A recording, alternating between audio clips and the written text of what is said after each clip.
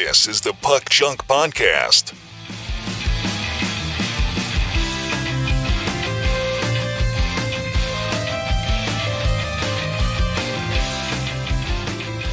Hello and welcome to the Puck Junk Hockey Podcast. I'm Sal Berry, and with me is Tim Parrish and Clemente Lisi. And today we're going to talk about the 2024-25 Synergy Hockey Card Set, which apparently is going to be the last Synergy set for the foreseeable future.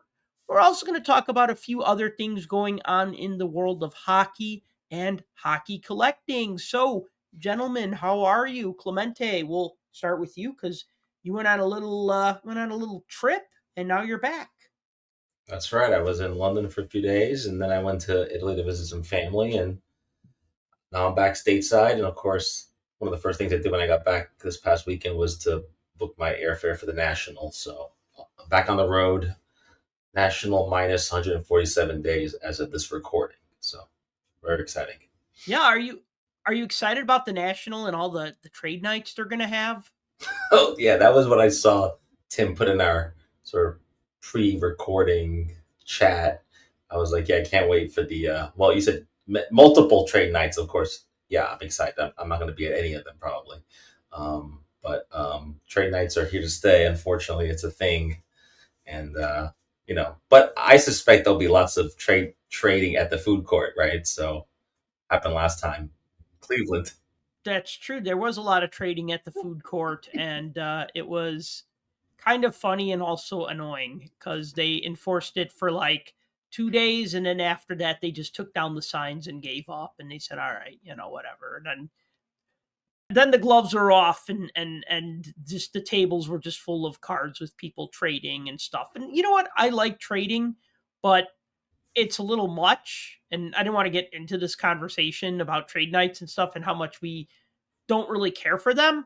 But you know what? When you have a show as big as the National, it's probably good to have multiple trade nights and maybe try to make them a little more niche, because if you have 4,000 people show up to a trade night, it's a disaster, right? I mean, we went to that one at the expo and it was so crowded, there was no place to sit. There was like no place to really be. It was, kind of a mess. At least it was in the beginning. Then they opened up more tables, but yeah. I'll just add that even with the multiple trade nights at the National, it didn't stop people, for example, at the hotel was in Cleveland from doing it in the lobby of the hotel. So that goes on as well. So, it's just so, like you said, there's so many people there that it's going to happen organically or organized either way. Or I remember Chicago, it was happening like literally in that big room when you walk in before you go into the pavilions. People were on the ground on the floor,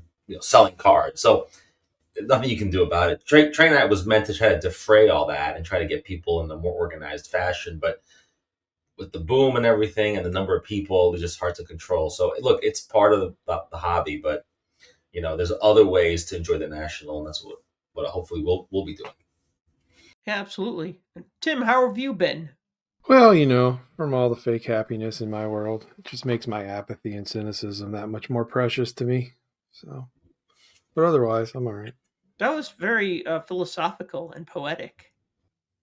You know me, I'm a poet. Yeah. I agree with everything you guys are saying.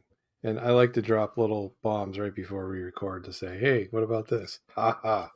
Because I knew everybody would love this one. That was good. 50,000 square feet of trading space for everyone to enjoy. Why don't they just make the card show 24/7? Like make it for 3 days. Just to go on a 3-day bender, maybe 5-day bender. No, that would be terrible. So first night, it's only open part of the time.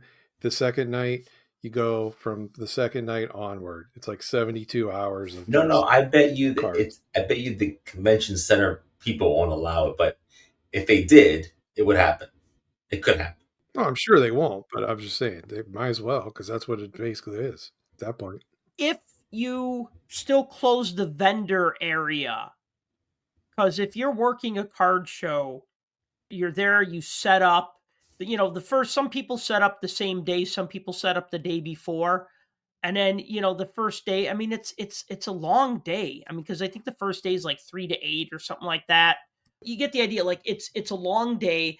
They're all like long 8-hour days. You're on your feet. So I couldn't like man my booth 24 hours straight for 3 days. That would, I mean, obviously you'd have to work in shifts and stuff. But I will say this, you might be onto something. When I went to anime conventions, they would have stuff going around the clock.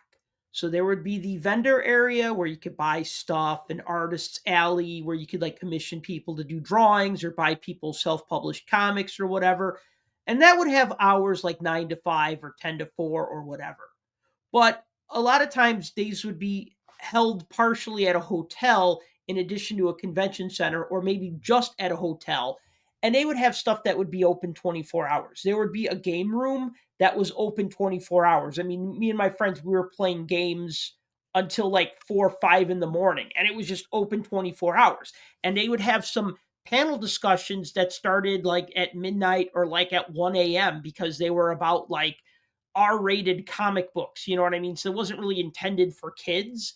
So I could see that happening in like the right environment, not a convention center, because they want to chase people out and clean and stuff, but like at a hotel, maybe. I don't know. You might be onto something there. That's all I'm saying. Because I've seen this in other fandoms where they don't want to stop at 5 o'clock or 6 o'clock. They want to keep going until the wee hours of the morning, and there might be room for that. Who knows? I only said that because that's basically what's happening. I mean, you guys have seen them and been to multiples, and it's just nobody's trading. Everybody's just trying to sell stuff. Right. So it's just a continuation of what you already had. Yeah. Yeah, you're right. It's people who don't pay to be a vendor, don't have a booth. Because you're right. If there was real trading going on, that would actually be cool. But it's not. It's people flipping cards and then trying to sell, very high value ones. And you're right, it's all buying and selling. There's no trading going on. Maybe there's some, but not really. And so that's what turns me off about it. It's not, and we talked about it ad nauseum in the past, but the trend it's not changing. So yeah, I'll be at the National. I know you guys will be. We just won't be at the trade nights. We'll be doing other stuff. Sal will be resting, because when you're on your feet all day selling as a vendor, it's not easy. So, and I get it. Yeah, it's definitely a grind. Speaking of selling and speaking of being a vendor, I want to talk about the Chicago Sports Spectacular that's coming up, because I will be there selling. So the Chicago Sports Spectacular takes place in Rosemont, Illinois at the Donald E. Stevens Convention Center on Friday, March 14th to Sunday, March 16th. There's going to be a couple of hockey autograph guests at the show. There will be Jeremy Roenick, Michelle Goulet, Jerry Cheevers, Phil Esposito, and Sean Weiss, who's the actor who played Goldberg in the Mighty Ducks movies. My booth is going to be booth number 40. So if you come in the main entrance, you kind of want to go towards the right. Like if you walk in, you can't kind of go straight because there's like a booth right there. So you kind of want to go right, and then you like make a left, and then you go down that aisle. And I'm right next to the people who have like the massive booth with all the discount sports jerseys. I'll actually post a map to how to get to my booth. I did that last time, and people actually said it was helpful. So I'll be there. Stop by Puck Junk booth number 40. Say hi. I'll have some of my T-shirts with me. I'll have them at a discounted price because I don't have to sell them online. I also have cards and other cool stuff, mainly hockey, maybe some other stuff too. Clemente, I know sometimes you go to the Chicago Sports Spectacular. This time it's not in the cards, haha, for you, because you're going to put all your eggs in the National and maybe the Expo in November. But Tim, what about you? This is still a game time decision? If I go, it'll be Sunday. Yeah, because you're a rock and roll guy, so you got a gig on. Yeah. I've seen your band play. They're good. They're great. I had fun. St. Patrick's Day is one of those ones in high demand where they're asking for live music in places. So yeah, Saturday night. I think that'd be a great time to play. I mean, you're going to have an audience. Yeah, we have an audience occasionally. Yeah, well, I mean, a couple people stick around for a couple songs or two. Well, like St. Patrick's Day, I think that would be a pretty good night for a performance, is what I mean. It is. Lots of people drinking and having a good time. Yep, that's what you want. By lots of people, I meant me. Oh, But that's okay. yeah. All right. I wanted to talk about the new season of the hockey comedy Shoresy, which we've talked about in the past. I'm not going to spoil it. I know Tim's not quite done with the series. Clemente hasn't watched any of it, and that's fine. We won't bore you to death talking about a show you know nothing about. And Tim, I know you're not all the way through it, but I will say this. I watched all of season 4, 6 episodes, laughed my ass off pretty hard. It's a funny show. I was a little disappointed at first because it takes place in the summer after they win that championship. And my thing is, I like hockey. I like when we have like a hockey movie or a hockey TV show, but when they don't really do hockey in a hockey themed show, then I get annoyed. Yeah, I think about like a couple seasons back when I was watching Mighty Ducks Game Changers, which was more definitely it was a kid show, definitely different than Shoresy, right? But there were always like the one or two token episodes where they weren't even in a hockey rink. You know what I mean? It was just about the interaction between the people. And that's okay, but it always feels like a little bit of a filler because you want to see hockey, right? And this I'm like thinking, oh man, okay, it's the off season. They're not playing, so we're not going to see anything hockey related or hockey and humor. But it was still pretty damn funny because it showed about how the players were celebrating their championship. It was showing how Shoresy's trying to adapt to not being a hockey player anymore because he's retired.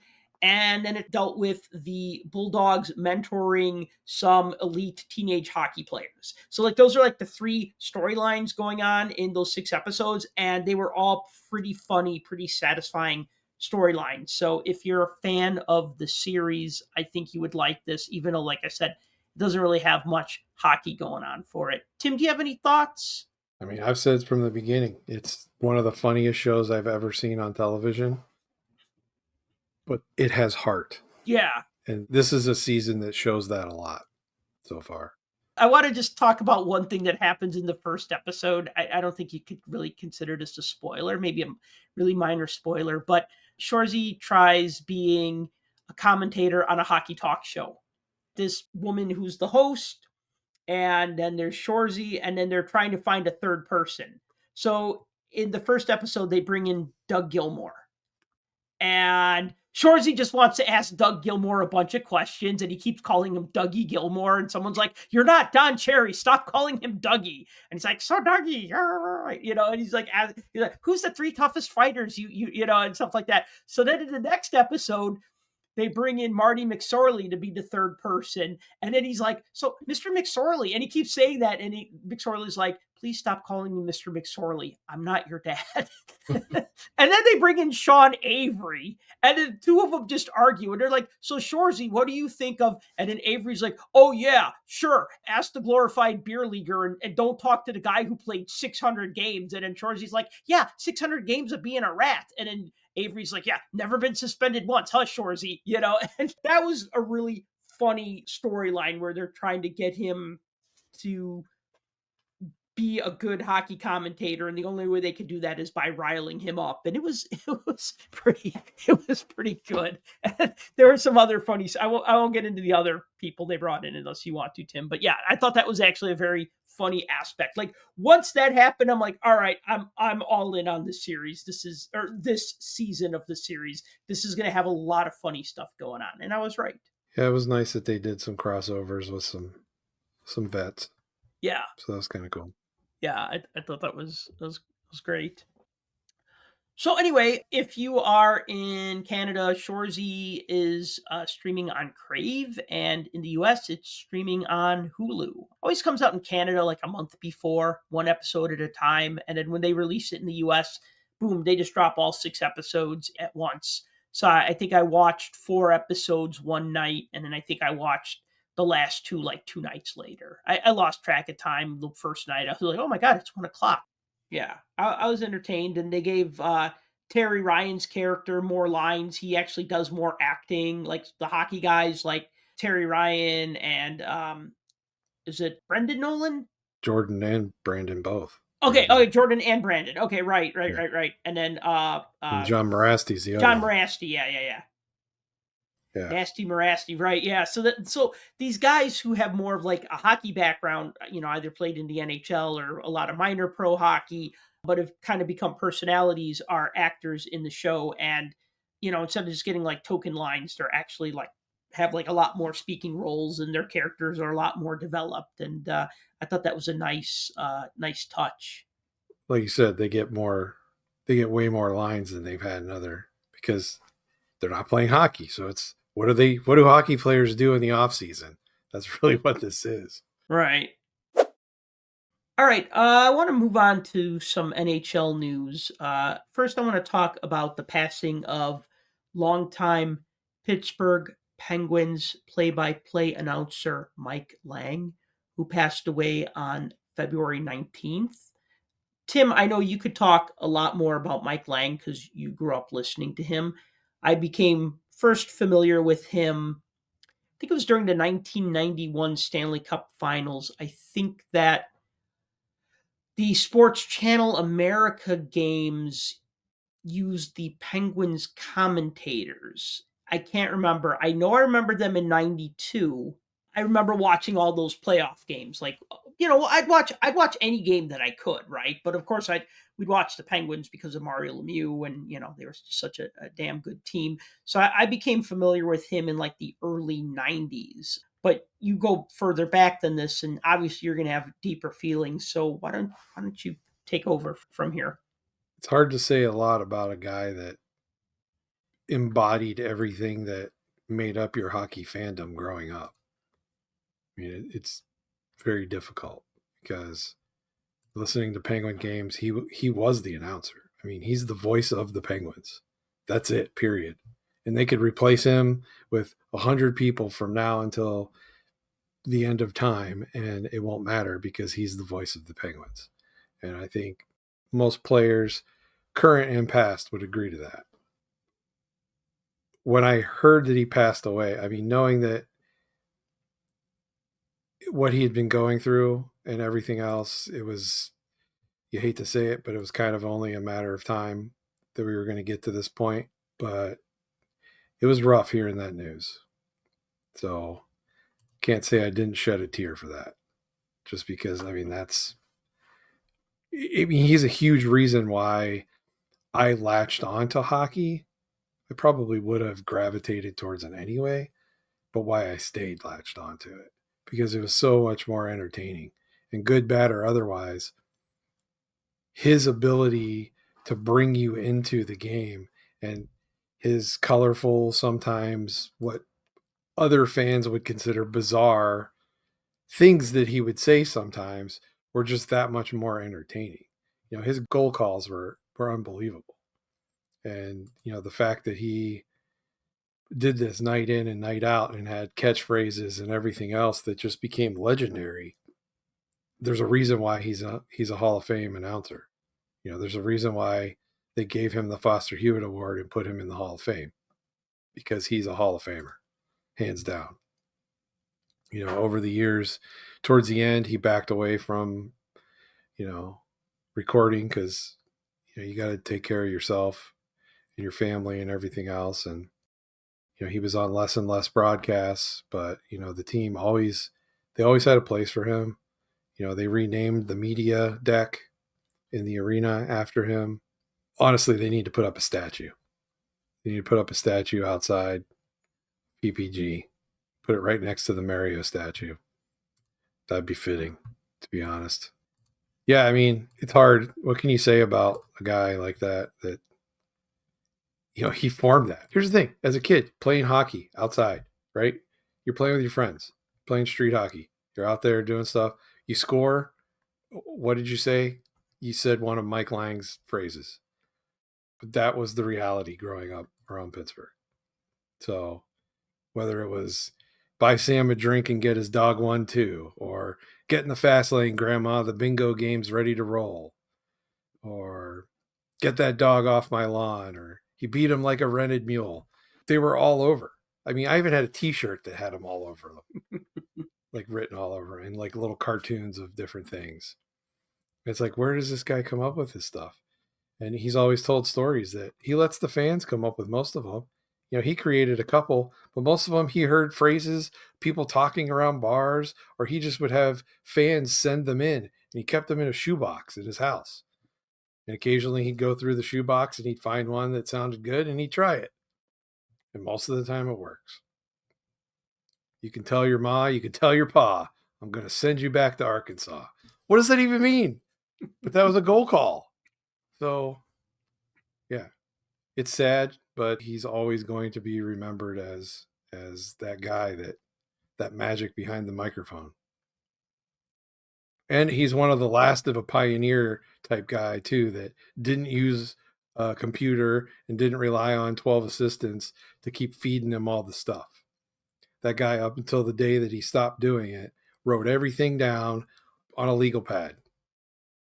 In fact, something really cool about that, and I'm droning on and on about this, but Topps in their Allen and Ginter set, one year they put Mike Lange in, and they always do like a memorabilia piece, and the memorabilia piece are sheets of his game notes cut up and put into the card. Wow. And it's a yellow piece of college ruled legal pad, and he would write all of his game notes out on that, and he did it every single night in and night out.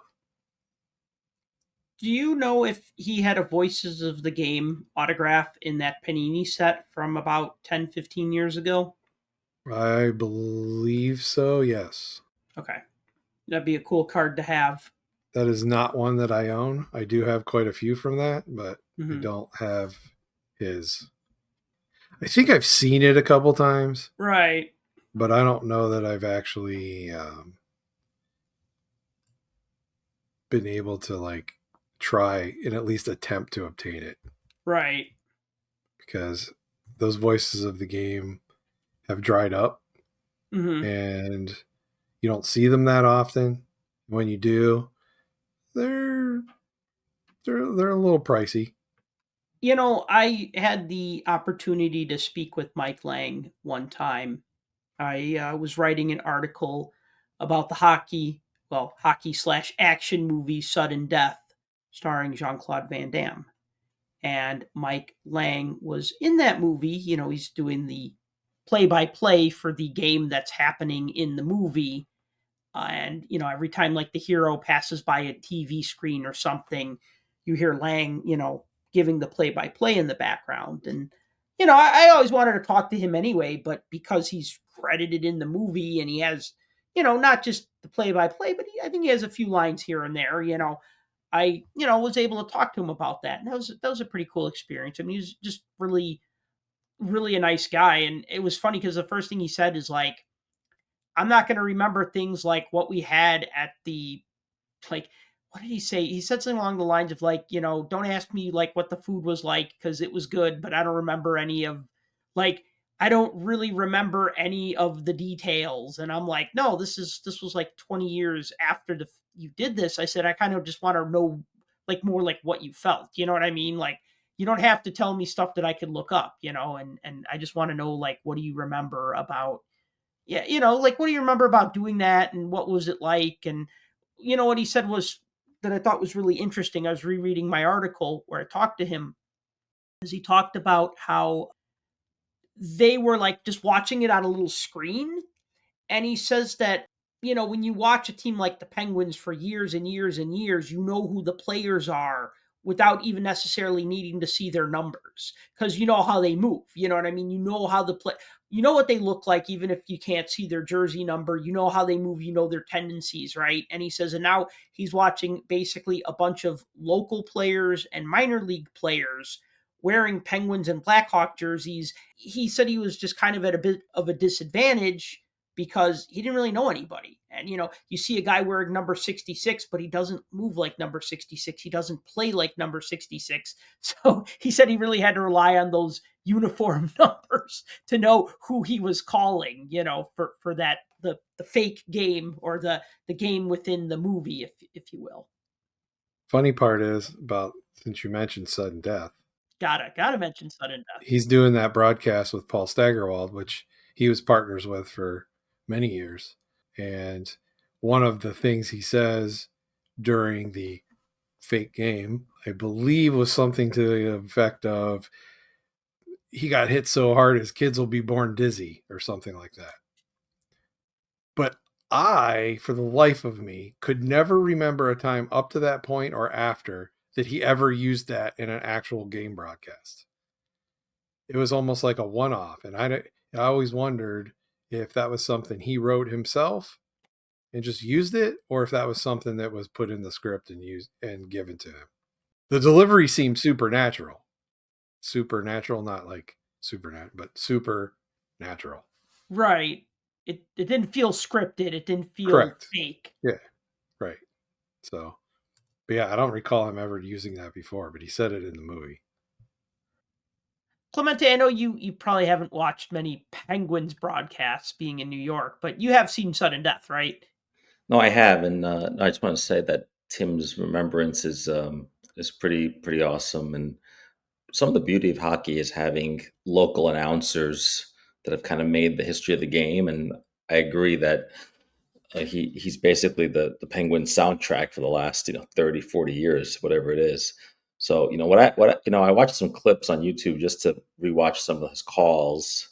What I really enjoyed about him is that even though he's a California born guy, he kind of took on a Pittsburgh accent when he was doing calls, which I thought was pretty cool. And I think people really felt like he was one of them. So, well, crazy part is he knew nothing about hockey when he took the job. He just wanted a job. Yeah. He knew nothing. And he Yeah. took various jobs announcing throughout the years. And that one ended up sticking. Right. So, from a guy that knew nothing to a guy that became like the voice of a team for generations. I mean, 46 years behind the mic for one team. Right. That's crazy. Yeah, it's totally wild. And, there's other great announcers in the league, obviously, who've been in smaller markets. Some of them have done national games. And so, yeah, it's an end of an era. I agree with you that someone else will take over, and it'll be a while before people, new generations think that the new person is the voice. Someone like you will always remember, who was there before. So, it's a cycle of life, but I agree it's the end of an era for sure. I mean, think about this. This guy announced almost every single goal that Mario Lemieux scored. Almost Right. every one of them in his entire career were announced Yeah. by that one guy. Right. That's crazy to think about. Yeah. No, it's pretty wild. It's pretty wild. And I'm sure the team has done a big tribute to him and will continue to do so. And that statue of Lemieux you mentioned, I actually was in Pittsburgh last year and just got to see it. And so it would be cool to do something to him or other players as well. When I was in Pittsburgh last year, actually, it was during the playoffs and the Penguins had not made the playoffs. And part of me was upset about that. I wish I had been in Pittsburgh when there was a game in progress because, the fans are very passionate. I really enjoyed your remembrance of him. I think it's a good tribute. Yeah, I agree. Well, he's definitely going to be missed. That's for sure. Even though he hasn't been in the booth for a while, he's certainly going to be missed. Yeah, and I want to add also this, that when we're talking about announcers, either on the radio or even on television, because you hear their voice all the time, they almost do become like a family member, or they're part of your life because you hear their sound, that's true. And a lot of people you meet that you either watched on TV or have heard on the radio, you feel like they're almost like a relative or someone that you know really well, even though they have no idea who you are.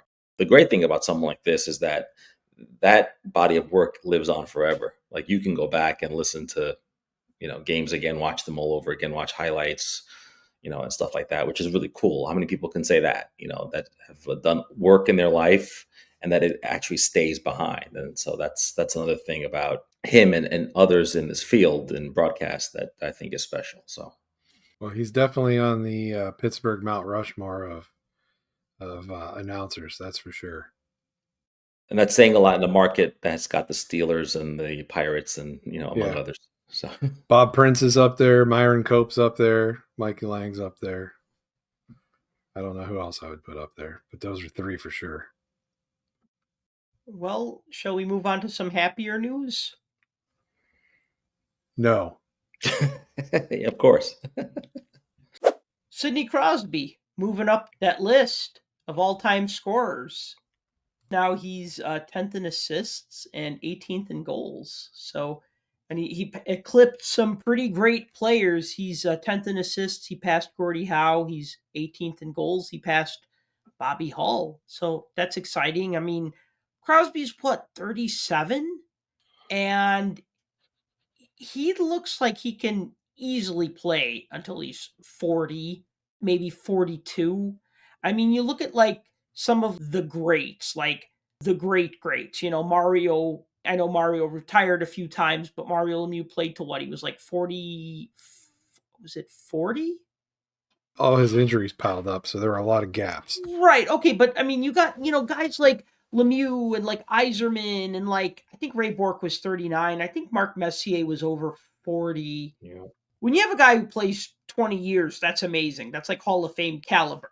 But then you have guys that somehow can still play past 38, like a Joe Thornton, for example, right? Or a Patrick Marleau. I know those are recent examples, which is good. I'm pulling somebody who's not from the 1990s, although they started in the 1990s. But you know what I mean, right? Like guys, or Zdeno Chara, even, right? Like guys who have that longevity.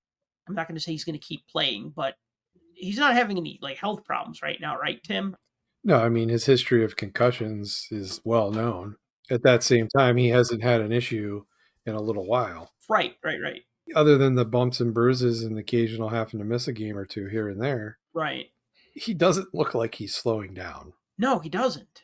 And that's the crazy part. Yeah, I'll say this. I don't watch a lot of Penguins games. I know the Penguins are not having a great season, but you can tell, even though given his age, just how good he is at the Four Nations. Yes. When he was playing for Canada, he really distinguished himself, other than maybe McDavid, on a team loaded with stars, even guys that are way younger than him. I thought, wow, he still got it. Yeah. When you have the best players in the league playing in a tournament like that, and he's still scoring goals, getting assists, putting in the shift, the hard work, it just shows the commitment and the talent level is pretty extraordinary. And so it was then I remember in that first US Canada game, I was like, whoa, Crosby is still pretty good. And he has a training and workout regimen that's second to none. I mean, I'm not going to put it on the level of like a Tom Brady or anything. Tom Brady, yeah, but I mean, if there was that sort of thing in the NHL, you got to put Crosby's name in that conversation because, I mean, he keeps his body as a well-oiled machine, and he keeps it like that all the time, all year long. And as soon as the season's done, other than taking the rest for a week or two, he's back in the gym. No, it shows. You put the work in. You get past a certain age where you don't heal as easily. I mean, I think present company would agree to that. And you go all out for those of us that aren't well-oiled machines. It knocks you out for a while. So imagine, being 37 years old, I wish, and still doing this stuff night in and night out. It's crazy to me to see that. And the fact that, newer hockey fans get to sit here and watch the likes of the old geezers like Crosby still put on a show every night, and like Ovechkin still putting on a show every night and essentially willing his team into potentially another, I'll say it, they could win the cup again this year. They look that good. You have both of these guys playing like, no way they're close to 40. No one would believe that. And yet here we are. Lemieux retired at 40, by the way. Okay. And it was parts of 17 seasons he spent in the league. So, but yeah, the fact that we're witnessing this right now and we're going to have records broken, we're going to have some Gretzky records broken. We never for a million years thought would see happen with Ovechkin, and Crosby may break one too with consecutive seasons with 80 points. So, I mean, it's crazy. It's crazy to think about. It's exciting. It was exciting to watch Crosby break into the league. I mean, and you think back to like we had that lockout in 04-05, and then the season started up and you had Crosby and Ovechkin as rookies at the same time on rival teams in the same division, always seeming to go head to head. two very different players, but two very talented players. And it's been really fun just watching them play for like almost 20 years now. It's just been cool to have like those marquee players. And, that was something that like the NHL just didn't really have. You think of like the late 90s, like Lemieux retiring, Gretzky retiring. Okay, we had Eric Lindros, we had Jaromir Jagr. Those are probably the best two players in the league. They both deserve to be the best two players in the league or to have that title, but it wasn't the same as like a Gretzky versus Lemieux kind of thing, or like a Crosby versus Ovechkin kind of thing, or McDavid versus Matthews now, although those teams don't really play against each other a lot, but you get the idea, right? Like when you have like that 1A and 1B, and there's that argument of like, who's better? Well, Gretzky's got more points, but Lemieux's the better player or playmaker or whatever, right? There's been that Crosby versus Ovechkin debate for like 20 years, and people would find every excuse to say Crosby because they didn't want to pick a Russian guy. Well, you also touched upon the whole post-Gretzky years, and then you had the lockout. You needed some stars to jumpstart things, and those two did it. The fact that they happen to be in the same year, is kind of works out, and then also in terms of trading cards, we all know that everyone is chasing those two players, young guns, to this day, and the price keeps going up and up and up, right? And when you break records, it only solidifies that value. So if you haven't gotten it now, you probably it'll be hard to get at a good price.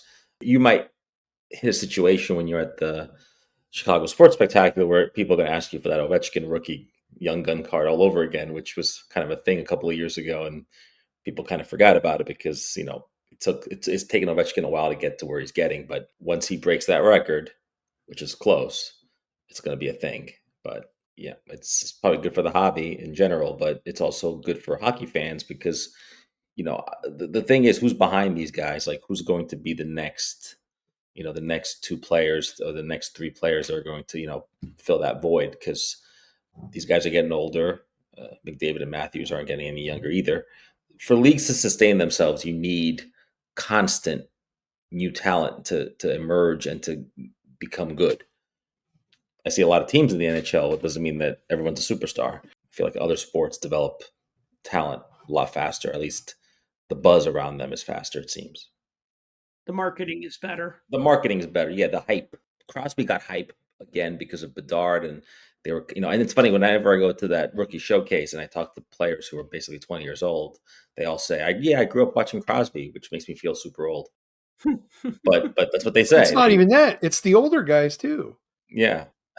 you think about this. So Crosby started and helped build one of the youth hockey programs that the Penguins have as part of their organization, the Pittsburgh Penguins Elite. So it's a top AAA amateur hockey program in the Pittsburgh area.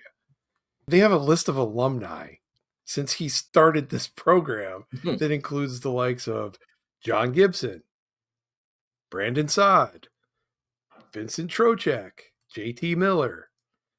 For most hockey fans, they've heard of these people. They know who these people are. These aren't schlub players, right? These aren't fourth line grinders. These aren't plugs, right? These are real players. And like Miller and Trocheck, they were really good friends growing up as kids. And they played on, they played in Crosby's quote unquote league in that area. So you have players that are of that age that grew up with him. Now you have players coming in the league that say, oh yeah, when I was growing up, I was a big McDavid fan. Because think about it. I mean, what are we dealing with here? So we got 05 rookies that we're talking about. But if we fast forward to McDavid and Matthews, it's 15 and 16, right? Yeah. So that's still 10 years ago. Yep. So, those 10-year-olds are now 20 coming up into the league. So we're just old, man. We're old. That's all there is to it. We're not getting any younger. We keep getting older, and that's it. I think that's a good segue to talk about the next thing I want to talk about, which is the trade between the Chicago Blackhawks and the Florida Panthers. So the Blackhawks traded Seth Jones to the Panthers for goaltender Spencer Knight and a conditional first-round pick. So Jones, still a very good NHL defenseman, expressed that he wanted to play for a contending team. And so the Blackhawks traded him. And I know a lot of Blackhawk fans were angry, like, oh, why do you not want, you don't want to play for our team? Why are you wearing the A? You're one of our captains. They should take that A off of him, and this and that and the other thing. And I mean, look, I haven't gotten into all of that because sometimes I just don't care and I don't want to get bogged down. I know my job that I don't get paid for is to talk and to care about this stuff, right? But sometimes I'm just like, I really don't care what the fans think, right? Like, Clemente, how many times have you seen an article that goes, something happened the other day, Right. and people voiced their opinion on social media, and then they embed a tweet, and they embed a tweet, and they embed a tweet, right? That's beyond garbage. I don't even. I'm gonna give you a warning to the readers. If you read a story and there's a line that says that fans took to Twitter or whatever it is, took to social media, and then they just embed ignore it. Don't even read the rest, because it's just basically the loudest voices on X or on wherever, Instagram, that are, the reporter's lazy and just puts that crap in there. Sorry to say that. But so, if you want analysis, then maybe read your favorite columnist or listen to a podcast or like something that's a little bit more reported out, more involved, other than three loud mouths on X who are going to be quoted. And that's not really, in the old days, reporters would go to a bar. And even there, you're just going to get people that are just upset, And look, I understand the fans' position is they want to keep all the players they have. The Blackhawks are in a rebuild. I just think that maybe Jones was a little bit tired of playing on a team that was this bad. And look, he's a guy who plays a lot of minutes. He's pretty good in the power play. And he wants to try to win a cup. And I don't think he's got the patience to wait. I know we've talked about this on the podcast. Like, how many more years the Blackhawks going to be bad? And I think he realizes, I don't really want to be here for the ride.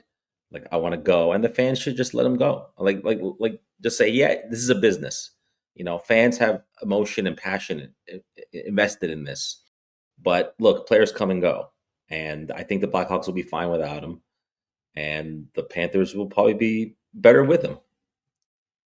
Well, this has been brewing for a while too. Right. Like, this isn't something that just came out of the blue, but I'm pretty sure the lighting the fuse was that 2-1 loss against Utah, because after the game, they stuck microphones and cameras in his face like they always do, and he didn't hold back. Frustration.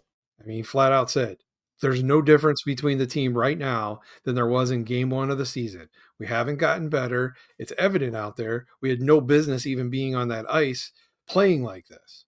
Utah had 93 shot attempts in that game. 93. That's insane. So I understand being upset, and, I get it. It's a business and all that, and you want to win because you're competitive. But I think, blame the crazy fans or not that are screaming at the top of their lungs, you don't have to read the tweets to look at the ice and see what's out there. I mean, let's be honest. You got potentially a generational type player that gets compared to McDavid and gets compared to Crosby and all of that kind of stuff as far as skill goes.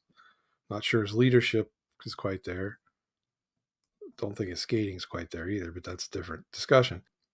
But they're not really doing much to surround him with the proper support at this juncture, and call it what you will. We're, step 1 of the rebuild, step 2 of the rebuild, step 4 of the rebuild. I don't care what you call it. This is the perception that people have with their eyeballs. And night in and night out, they keep pushing an AHL team to back that guy up. What do you think people are going to say? And it's rough. And it boiled over with Seth Jones. And now that he got traded, he's kept talking. He's all but called the whole entire organization in Chicago a Mickey Mouse Club. I mean, he hasn't said those words, but he's implied it. Take that for what it is. I mean, every team gets in a bad situation once in a while. You can't be good all the time. There aren't dynasties anymore. There's too much parity with the salary cap.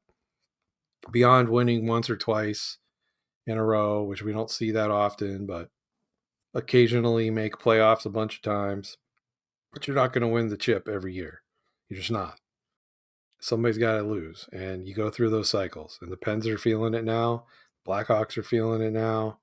And these are teams that we talked about, 10, 12 years ago that were perennial playoff teams. So it's that cycle, and we're in that cycle for these organizations. A couple of things I want to just point out about Seth Jones and his career. So, I mean, he was with Nashville and with Columbus. Yeah. And those weren't exactly contending teams. It wasn't like he was with like the Rangers or the Red Wings maybe the Rangers is not a good example. Well, they did make it to the finals that one year, but you know what I mean? Like I look at Columbus and I feel like when Columbus did do well, they were playing above their pay grade. Like maybe John Tortorella was able to squeeze a bit more out of them, but like a player only has so much control over their career. They get drafted. They sign that entry level contract, they sign that bridge deal, they get traded, whatever, right? So Jones went from one average team to another average team. When he signed with the Blackhawks, and I think they traded for him if I remember correctly, but then he signed a deal. The thing is that the Blackhawks looked like they were trying to turn things around. That was the summer that they signed Marc-Andre Fleury. So we're like, whoa, we got Marc-Andre Fleury and we got Seth Jones. Okay, this team is really trying to turn things around. We still had Patrick Kane. We still had Jonathan Taves. Kane still looked like an effective upper echelon player. Taves was maybe not so much anymore, but he was still like a great player. Maybe just not as great. We still had Duncan Keith, right? So we still had like some pieces, and we're only like 5-6 years removed, which I now realize is a long time, but 5 or 6 years removed from that last Stanley Cup championship. And you go, okay, the team looks like they're trying to rebuild. That didn't work out. They got rid of Fleury, and then they just became a bad team. And then they tanked. They tanked for Bedard, right? And they traded away all their assets, right? And they became a terrible team. So now Seth Jones was locked into a 9 or 10 year deal on a terrible team. Yeah, and I think that's part of it.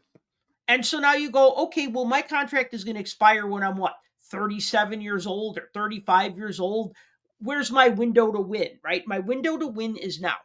I think he's a great NHL defenseman. I think he's just been on a bad team, and he's the number one defenseman on a team, and he has to do everything.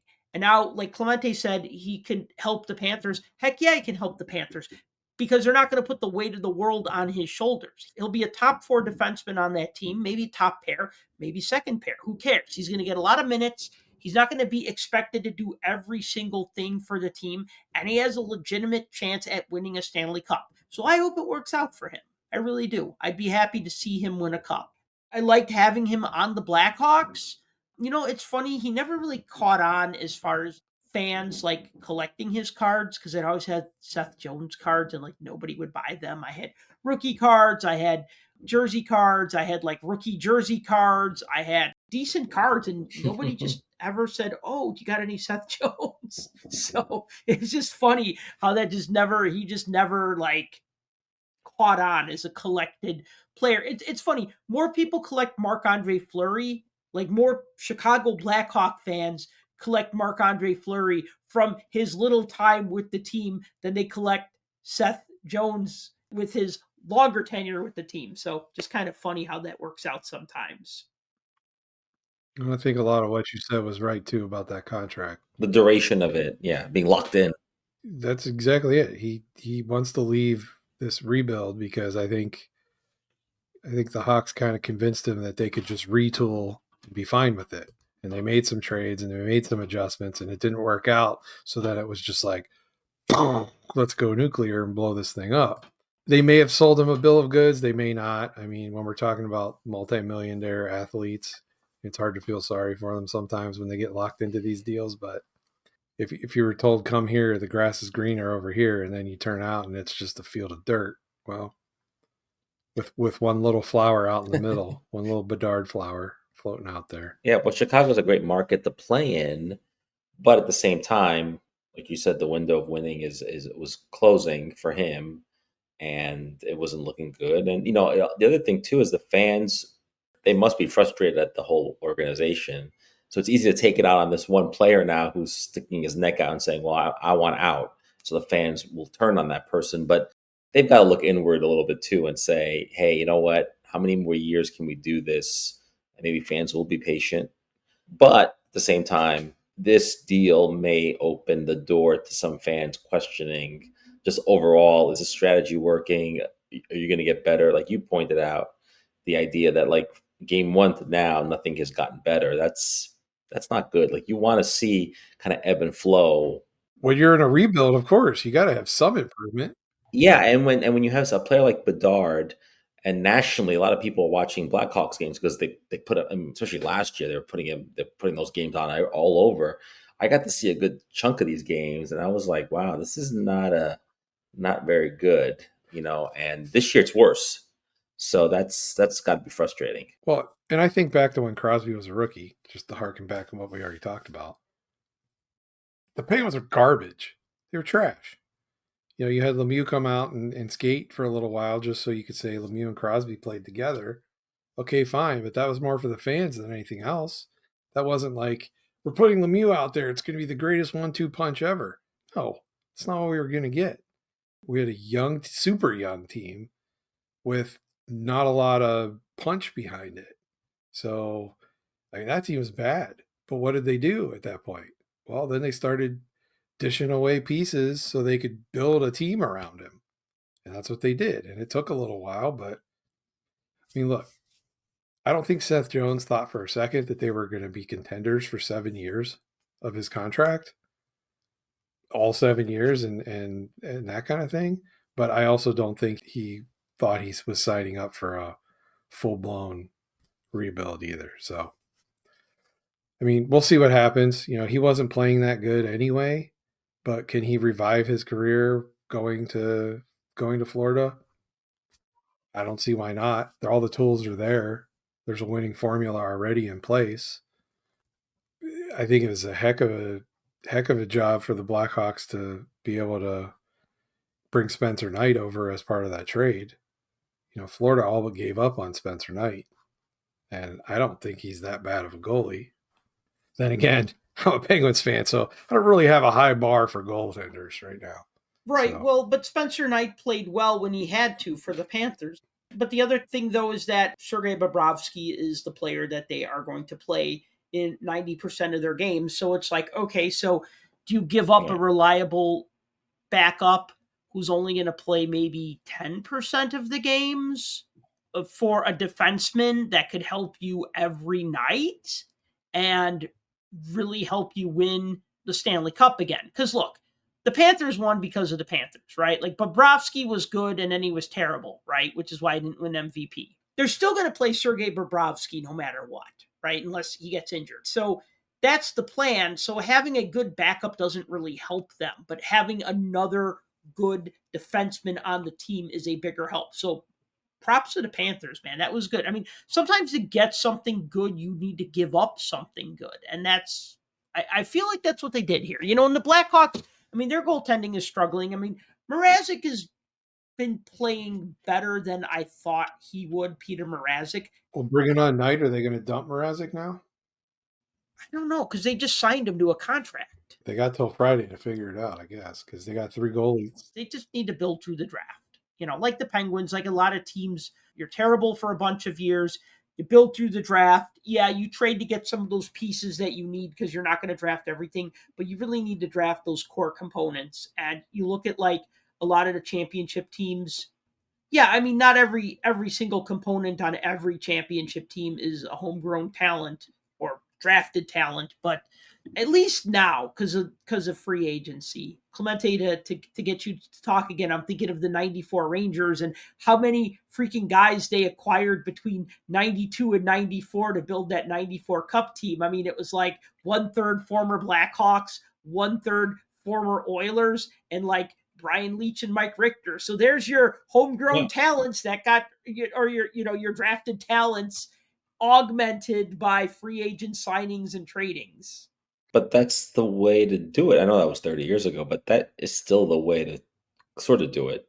If you want to do it quickly, and the Rangers were looking for that step. They need that one more level, and they got those pieces together, and it helps to get a lot of players who were like that Oilers group. Obviously, helped with Messier and Adam Graves and McTavish and all those guys like together. It helps. The Hawks need some goaltending, so they want options. Obviously, look, I think the Blackhawks are going to be okay long term, but it's just a matter of getting through the season. And look, you never want to have a player in your team who doesn't want to be there. And even if they're not vocal about it, you just don't want a player like that in the dressing room in general. Now, the idea is how many other players on the team feel this way, haven't said anything. Now that who knows? And that explosion could happen in the summer, or it could happen at some point when what happens next year. Next season, because I'm sure you guys are looking forward to next year. And obviously the goal this year is to get a high draft pick again. And that also helps, over time. There's other teams like the Sharks. The thing I see with them is that they're actually playing some exciting hockey, and Celebrini is actually playing very well and is enjoyable to watch. And the Blackhawks aren't too enjoyable to watch. So that's the difference. But the rebuild takes time. It takes a lot of time. I just don't think you could do it alone with draft pick by draft pick. I think you need to go out there, get free agents. You need to sort of figure out what you can do, and you got to spend some money. And I don't think the Blackhawks owners haven't done that yet. All right, I want to move on to the Stadium Series, which I did not watch. So I really want to hear what you guys have to say about it. I was not able to watch it on Saturday, so I recorded it, and then I haven't gotten around to watching it between Saturday and as of the recording of this podcast. So what do you guys think? I know it was on ESPN, so already that's 2 strikes against it. In terms of mass audience, everyone has ESPN at this point. It's not ABC. Well, no, not even that. But like you said, nobody wants a player that doesn't want to be there. I feel like the ESPN broadcasts, like ESPN doesn't want to be there. They absolutely don't want to be there. That's how the game started. Okay.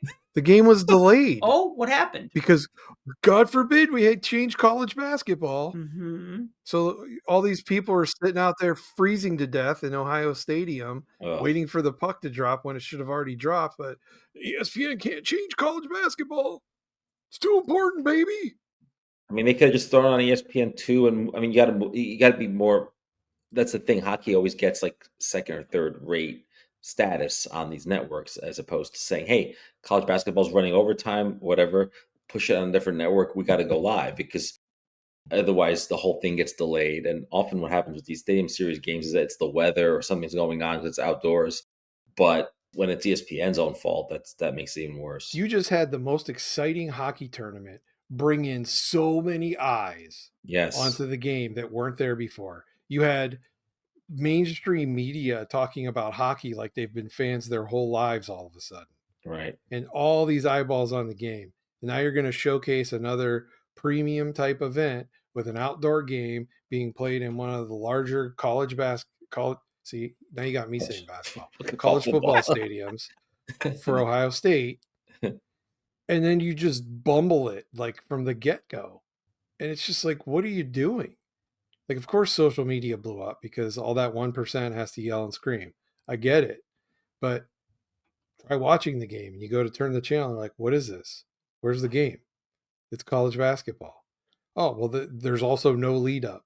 NHL Network was doing their own coverage, which is fine, but it's a completely other network that's not broadcasting the game. So you got to flip over. And you flip over when it's time for puck drop. And guess what? There's no game there. Instead, it's a Tennessee basketball game. Yay. Yeah, but the casual hockey fan doesn't know the NHL Network is showing this, showing the pregame. Like, I agree with you. After the Four Nations and all the excitement around it, you want to be on point. And it's disappointing that they weren't. I didn't watch the game. I did watch one of the intermissions where they interviewed Gaudreau's wife, and so I watched that. I was channel surfing. I had no interest in watching it, which makes me think that I think the gimmick of the outdoor game is run its course a little bit. And I mentioned on the last podcast that maybe the next Four Nations championship game is outdoors, and you kind of put 2 gimmicks together. But I don't know that these games mean as much. We talked about this on New Year's, right? That was the whole thing with New Year's. It wasn't on New Year's Day, and it lost its kind of its appeal. And I think now all of a sudden in the middle of February, it's like, you're going to show a game like this. I think a lot of fans are like, yeah, okay, we've done this before. It's not different. And it's a regular season game that has very little implication on like who's making the playoffs. It doesn't have like that. Well, it did for those two teams because they're both bubble teams. Yeah, but long term, I mean, like you can understand why college basketball is a bigger deal because of it's March, right? And like these games now really matter, and so much so that ESPN is willing to delay the start of it, because of it. The NHL thought it was a great idea to give coverage back to ESPN for a reason, because ESPN is the worldwide leader in sports. So why not have hockey? They've done nothing to bring attention to the game in any of their broadcasts, with lackluster recording, with horrible in-game sound. I mean, how many times did the microphones cut out? And it's like, it's almost like you hear there's a short between the left channel and the right channel all the time on all of their broadcasts. It happens every single time. This game, the broadcasters seemed like they're reading from a script and jumping from segment. They didn't care about the game that was going on. They kept showing all this other stuff. There was a whole period of time where they weren't even really talking about the game at all. I mean, they put Kirk Herbstreit's dog on for like 40 minutes of the show because that's what hockey fans want to know about. Kirk Herbstreit and his new dog. Who? Great. Cool. Who? Exactly. That's exactly my point. Last thing I want to do is tune into a hockey game where they keep doing picture in picture because they're showing guys run the 40 at the combine. Seriously? Yes. This is ESPN. They don't give a flying you-know-what about hockey. They do not care. If it wasn't for the fact that they have, as I called it on X, the Temu version of Center Ice package, if they didn't have that, I would not watch ESPN for anything. Because there's no reason for me to at all. Yeah, this is like when you're out to dinner and that one friend always is on their phone and they're not talking to you or they're only half paying attention to you. That's what ESPN reminds me of here with the way you're explaining this to me. Like, I don't care about this NFL. Was this an NFL combine thing that you were talking about? Yeah, the NFL combine has been going on for like a week. Yeah, now. well, okay. Basically, guys are running the 40 yards or whatever. Right. And they're clocking it. That's what people are watching, Yeah, right? running the 40-yard dash. They're doing the jump and knocking the things over. So They're put doing the combine on ESPN too, because football people will seek that out. ESPN 2's for cornhole and what's that new game? Tech ball? Darts, whatever. Darts. I haven't seen darts, but I did see tech ball, which is super weird. It's like volleyball on a rounded ping pong table. Weird. Super, super bizarre. But anyway, I mean, you get my point. Now that hockey is supposed to be focused in a showcase on ESPN, and we went through the whole thing, well, is this going to be good or bad for hockey? We got Stephen A. talking about hockey now, finally. We got this, we got that. I mean, just this week, you had a former sports person that many people know and love that was booted from ESPN and booted from Fox Sports. Good old Skip Bayless flat out said, I don't like hockey. I'll never like hockey. Hockey's stupid. I can't follow it. And neither can most normal people that don't watch hockey. And as much as I hate that comment and I despise Skip Bayless, he's not wrong, because they're not packaging the game the way people can actually absorb it, that don't get it and don't understand it. So we brought all this attention in. We had the Four Nations, huge success, lots of eyeballs. Everybody was talking about it. It was all a buzz. And then you follow it up with nothing. We always talk about the NHL just does so good, and then it's just like, like they're riding the wave. They're gonna, that's it. It's all follow through. It's not long term. It's like the Four Nations, they just backed into that and they got it lucky. And then when you have another big game that's national that is supposed to bring in the eyeballs, I don't know what the ratings were for this. It falls short, and maybe the future is to not go with ESPN anymore down the line. You need to go with TNT, NBC again, somebody else. You need to move on. Bring back Versus. No, Versus was bad. Like Versus, it was basically the whole NBC stuff. Those were the dark years, though. I mean, come on. Yeah. Put it all on TNT. Yeah, okay, I agree with that. Yeah. Put it on TNT. I don't care how obnoxious people think Biz is all the time. It's still way more entertaining. The in-between shows, the coverage they do before and after, the coverage they do during the game. It's still way more interesting. I always teach on Wednesdays, and I always get home between 6:15 and 6:30.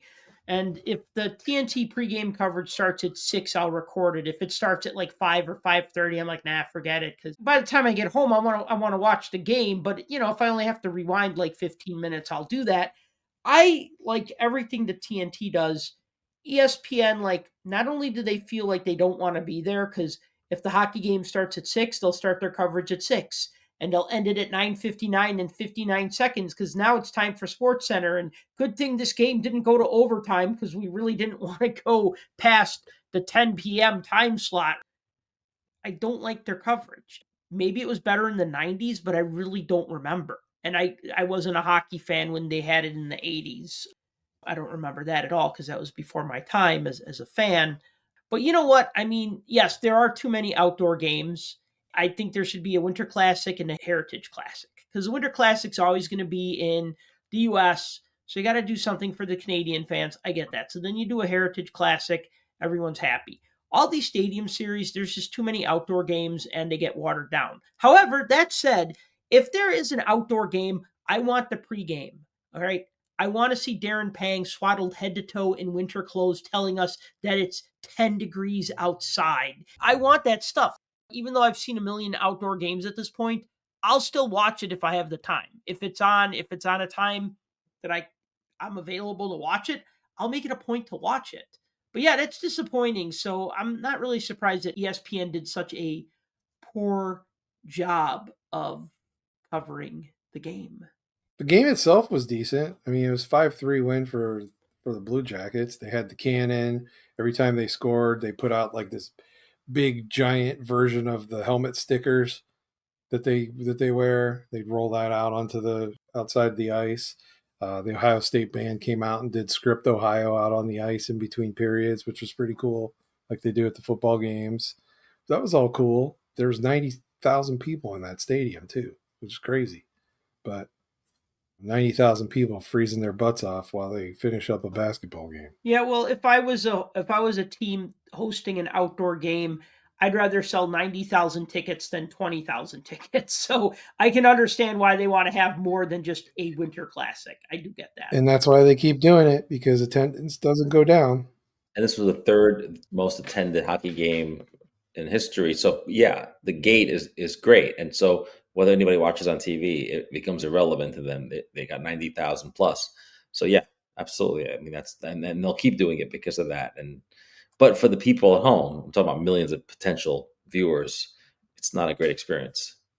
Or they're not caring to even tune in, right? And like we got 3 people here, right? If we're not watching it, then there's very little hope for the guy or gal who just happened to watch the Four Nations and was like, "Hey, hockey's pretty cool. Like I should watch more." And then when they tune in, the game isn't on. They're watching college basketball. They're going to be like, "Well, I don't have patience for this. Maybe I don't get this channel," and they move on. And that's kind of the problem with the marketing and the branding and everything else. But we may not have watched the game, but did you get your free pack of EPAC cards to commemorate the game? I did not. No. What? I know that was a thing. Yeah, I didn't get it. I mean, if there's no physical versions, I really don't care. Then it just becomes more digital clutter in my EPAC account. Listen, digital is the future. Not in a hobby, or maybe it is. Nobody has anything to say to that? No, I want to move on to Synergy. So let's talk about Synergy. Speaking of no future. You mean more cards that no one's going to buy? No. Oh, no, because Synergy's going the way of the Pro Set. What, Leaf Bottom? Okay, no. Okay. All right, yes, you are technically correct. Okay, the way of the Action Pact. Okay. The way of the Pacific. I don't know. The way of insert dead card company name here. Although this is a set of cards and not a card company. But all right, so 24-25 Synergy hockey came out like January. Cost is $100 per box. It was 110, but once all those bounty programs were cashed in, because some of the synergy cards have a little area on the back that you scratch off. There's codes. You collect the whole set. You redeem the codes. First 25 people who do that, they get a special gold version of the set. But once that bounty is, there's no more bounty, then sellers start lowering the prices of the boxes. So anyways, Synergy is $100 a box, 8 packs per box, 3 cards per pack. So you get 2 inserts in a pack, and technically you get a parallel because, and this is something I didn't know until a couple years ago, the actual Synergy set is serial numbered out of 15. The cards that I was pulling all those years that were red are actually considered parallels, which I think is ridiculous because Upper Deck is saying the base set is the serial numbered set that's serial numbered to 15, and the cards that you get plenty of, 1 in each pack, no, those are the parallels. It's reversed. Yeah, it's the reverse, or traversed, or whatever, reversed. And then on top of that, there's like a parallel version of the parallel because the card either just has a blank area under the stats or it has like a gray scratch off area where you rub with the coin to reveal the code for the bounty program. Now, the reason why that's silly is because once the bounty program is over, you have a card with the scratch off area, but it doesn't matter because it doesn't do anything for you. If it was like covering up the player's name on the front and you said, hey, I really want to know who this guy is, but there's a thing blocking his name. Oh, I could scratch it off and see the name. Well, then at least it's serving some purpose. But if it's just revealing a code that you can no longer use, and then it just makes it harder to build a set of the red parallels because you get 4 of each, 4 with codes, 4 without codes. So that's my rant about the set. The design itself, hate to say it, but like some of these Synergy sets look so similar from year to year that I kind of lose track of which one is which. I remember last year's set because I remember it had a headshot that was clear. So if you held it up to the light, you could kind of see through it. Tim, what was that Pacific set that did something similar where it was like a card, but then it had like a little round like headshot? Was that like Pacific Atomic or something? Like 0304, 0203, somewhere around that time. You know what I'm talking about, right? Yeah, and I am not thinking of it off the top of my head. So. But you know what I'm talking about, right? I mean, that was a cool design. That's all I'm getting at. So it kind of reminded me of that like last year's design. So like when Dynagon Ice first came out, those were like that. Mm-hmm. Because they were the inserts in the packs and they were like gold and they had the little circle cut out in the bottom. And then they did them again later on. Well, my issues, I have a couple of issues. I have a lot of issues. I guess that's why I'm doing a podcast. But I have a lot of issues with this set. Like, I don't hate Synergy, but I don't love it either. I think like $100 for 24 cards is a lot of money. You don't even get an autograph in every box. Now, I beat the odds. I got an autograph, and I got a decent one. I got Quinton Byfield. So that's pretty awesome. Like, hey, I know this guy, and he's still playing, and not in the KHL, not in the minors. He's an NHL player. That's awesome. But you get like one autograph in every 3 boxes, which $100. There's only 6 in a case. Yeah. I always talk about like, the set might not be for me, but it's for somebody. But there has to be some upside. So I look at a set like OPG and I go, oh man, that's a really tough set to build. Well, guess what? People like Tim who like to build sets and like large sets with like lots of players. I mean, I like large sets with lots of players too. So I get that. Or sets with the big hits, like your Black Diamond or whatever, that's going to cost you a couple $100 and you only get 4 cards or 6 cards or whatever. But every card's a hit, right? An autograph, a jersey card, a serial numbered card. Whatever. I get it, right? Like that has a niche. Maybe this set never found its niche because it's expensive, but not super premium. Like a Black Diamond or like a Cup or like a SP Game Used or whatever, right? It's not a set builder set because it would be really hard to build the set when you only get 4 cards, 4 red cards, or 4 red codes cards per box. And then you get a ton of inserts, which I kind of like the inserts, and I feel like Synergy is more about the inserts, but then not all the inserts are actually as nice. Like some are just printed on like foil board, and you go, okay, well, this could be in MVP or this could be in Upper Deck, right? There's nothing special. And then you got like your PETG inserts that are printed on like the clear, and then you go, okay, these are a little nicer. I kind of like them, whatever. So yeah, I don't know. I feel like maybe it just never found its place in the collecting stratosphere, if that makes sense. Either of you guys ever get Synergy? Like not like understand it, but like ever buy a pack or a box or pick up a few singles? In the early days, yeah, when it was a new thing and it was like, this is different. Anything that I buy from Synergy now, I wait till it hits the e-pack and goes out on ComC. Right. So it's been around since 17. Here's the thing. I don't think they're going to kill this. Honestly, I don't think they're going to kill this forever. I think it's just going on hiatus. They announced at the Diamond Dealer Conference that it was done. One of two things. They're going to shelve it for a couple years and bring it back later, or it's going to rear its ugly head in another product as an insert. Because I can't see them making this go away. Simply for the fact that I don't want to say this is a kid's product, but I feel like it's so loud and flashy and techy that it would kind of appeal to younger collectors. Because let's be honest, once it hits e-pack, it doesn't hold value. It never does. Just go to ComC if you want to see what singles of this are selling for. Even some of the bigger hits, they don't carry a lot of weight. So not a lot of people are jumping on board to snatch these up long term. I mean, for a set builder, it's practically impossible. Like you said, you can't build a base set. You can build an insert set or a parallel set, but you're not going to build a base set. And unless you get in on one of those crazy bounty groups where everybody's like scratching and trying to, cash in on the bounties, once the bounties are gone, now what's your incentive? Like you said, maybe an auto per box, but it's worse than that. If you look at the odds, it's 6 per case. So that's 16 boxes. What's that? 37.5% chance of hitting an auto. So you beat the odds, Sal, which is good. Yeah. Especially considering you didn't get a $1 sticker auto of some idiot that's already been demoted to the East Coast Hockey League. But the bigger picture of all this is, okay, it's going away. So is there going to be some type of false scarcity about this? I don't think so, because if you see the prices on the boxes, they're not $200, $250 a box like some products are. I mean, look, you're not going to get the bounties. The gold parallel plus the rookies plus the cast for greatness, they're gone.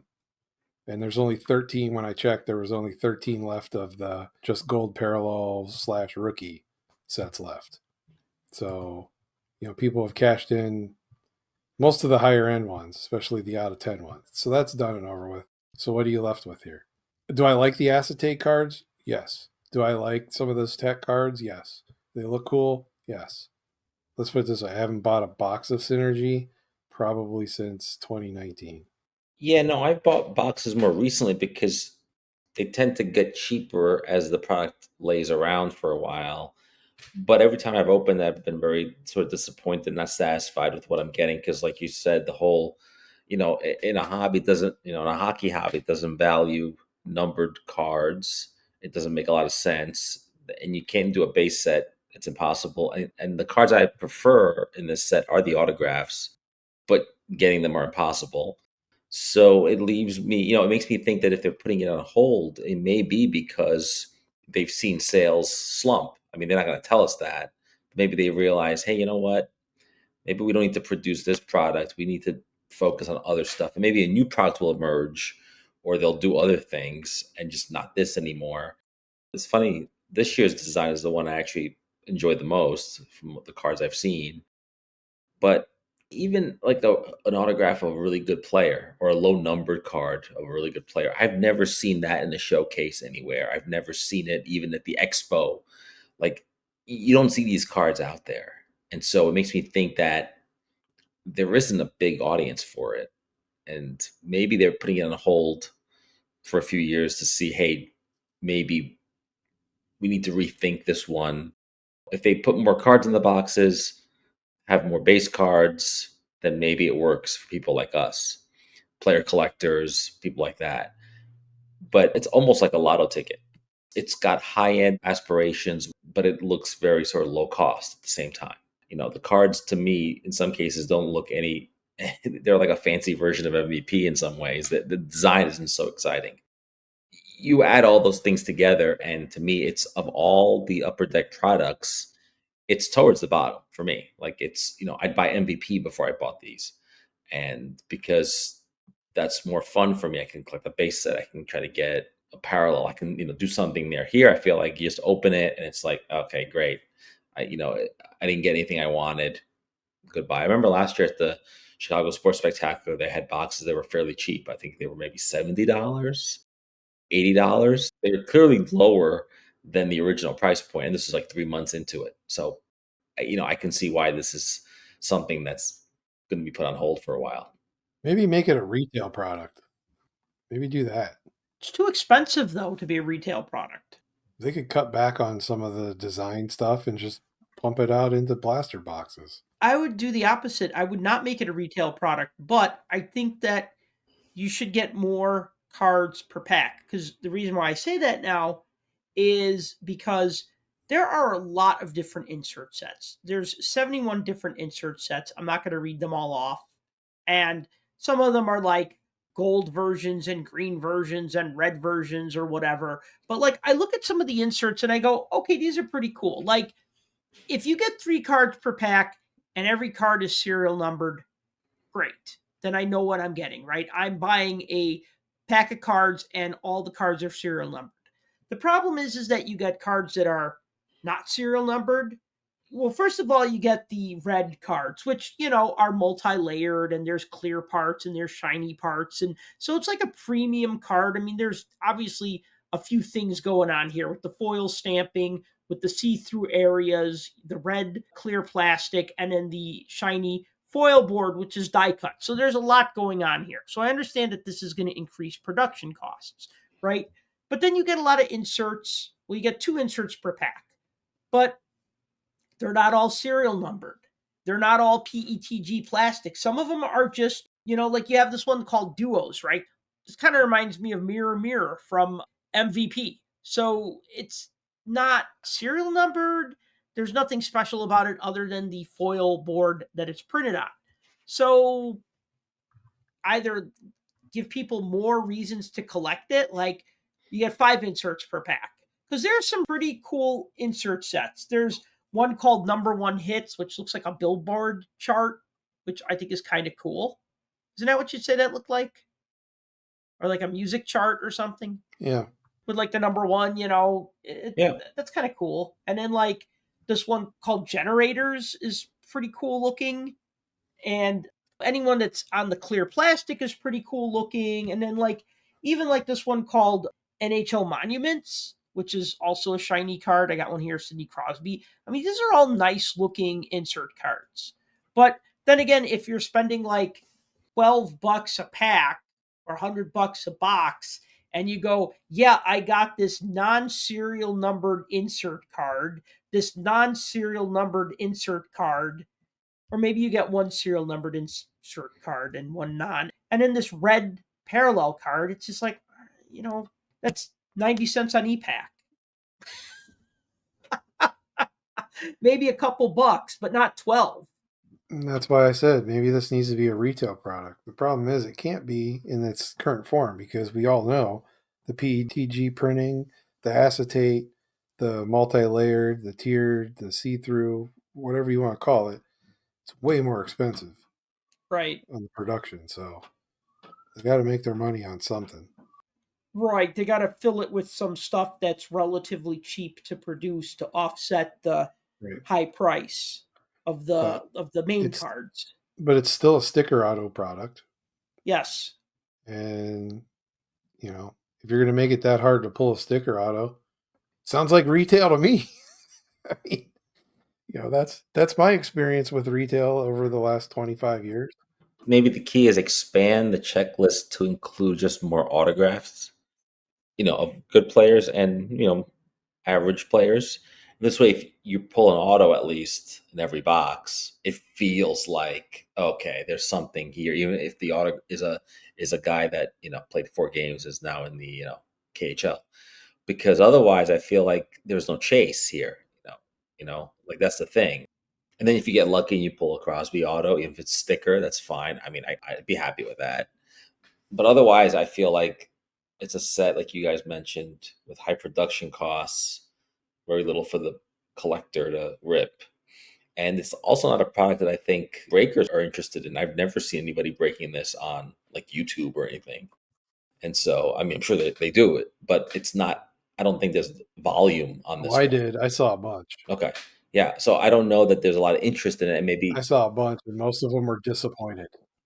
Well, I would think so, especially, maybe last year there was a bump with Bedard. I don't know. Like, I don't remember people chasing Bedard synergy rookie cards. I'm sure they did, but I don't recall that in the avalanche of Bedard cards that were out last year and this year. I don't remember that being a thing. But yeah, I'm sure breakers are disappointed because there isn't a whole lot there. You have to open cases and cases of it for it to become something that's, it's a lot of cards you don't want ultimately. I wonder if Synergy is being retired because Upper Deck is going to start issuing that EX 2000 set, which sounds similar, right? Because that set has see-through areas on the cards, it's got die cutting, it seems to have a lot of the same bells and whistles that Synergy has. Maybe not all exactly the same, but I feel like they're kind of maybe too similar to each other, which has never stopped the card company from issuing 2 cards and you go, well, what's the difference between this set and that set other than this one's called Tops and this one's called Bowman, but they're both printed on crummy cardstock. I think that maybe EX 2000 is going to replace this because it's going to be like what, $10 a pack for like 2 cards or something. Yeah, it's 2 cards per pack, and pre-sales right now are well over $200. Right. But then again, there's been all those delays. We're still waiting on 23-24 EX 2000 in the middle of 24-25. Okay, not super unusual with the way things have gone the past 4 or 5 years. Oh, yeah, and they're not getting rid of it, though. You can guarantee that. It's a 23-24 product. That's another hit at Bedard. So this is coming out, whether it's now or September. It's coming out. Oh yeah, of course. But what I mean is, like, I'm just saying that, like, maybe they said, all right, well, Synergy's kind of sagging. Let's try this other thing that kind of has this like retro feel to it because it's based on an old unused design and see if that takes off. I don't know. That me just theorizing here. Well, it's a good theory because it's a question that I have too, and Clemente kind of brought it up, is what does this mean in the grand scheme? Are they going with less product? One less set, but now we're introducing EX back in. So is that a replacement? But it's a previous year, which would mean they would also have to have 24-25 and continue EX forward, assuming it succeeds, which it will, because again, one more bite at that Bedard apple. But we all know this is a world where more means more. Less doesn't mean more. It's not the other way around, because this isn't your father's hobby anymore, meaning us, we're the fathers. They could just pop a whole new set we haven't heard of yet to replace Synergy.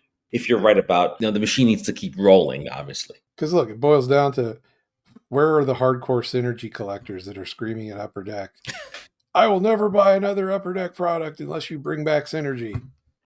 Where are those people? I haven't heard that.